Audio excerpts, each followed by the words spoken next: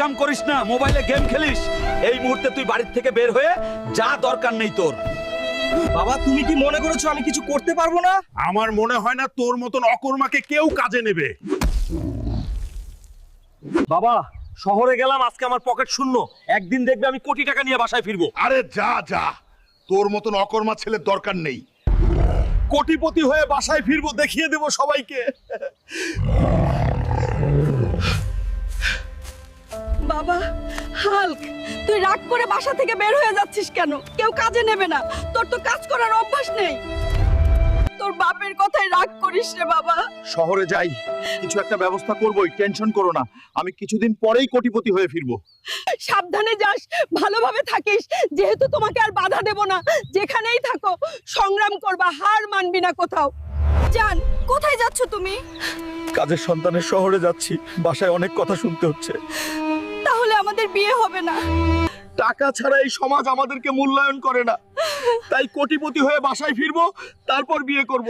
ভালো থাকিও সুমি। তুমি আমাকে একা ফেলে যেও না, আমি তোমাকে ছাড়া বাঁচতে পারবো না।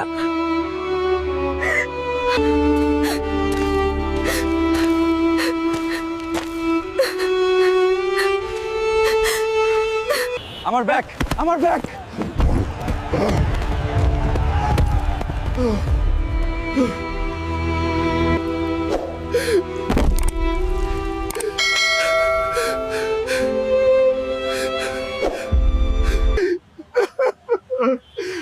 বাবু, তুমি রাস্তার মাঝে বসে কান্না করছো কেন?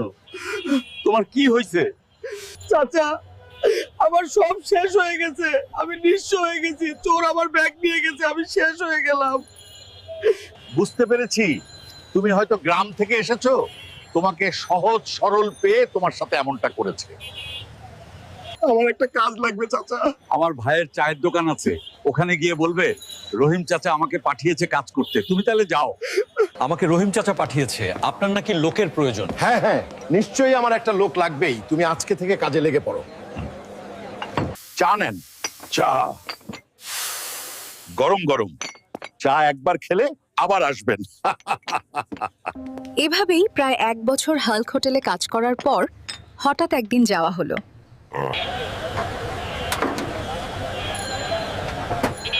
খেলায় জয়লাভ করলে কত টাকা দেবে ভাইজান? যে জয়লাভ করবে তাকে 1 কোটি টাকার একটি স্বর্ণের কাপ দেওয়া হবে। ভাই বিশ্বাস করেন, বাবার সঙ্গে রাগ করে শহরে এসেছিলাম কোটিপতি হতে, কিন্তু কিছুতেই হচ্ছে না। 1 বছর থেকে চায়ের দোকানে কাজ করছি, কাল এই খেলায় আমি অংশগ্রহণ করে 1 কোটি টাকার কাপ নেব। আপনার জন্য শুভকামনা রইল ভাই।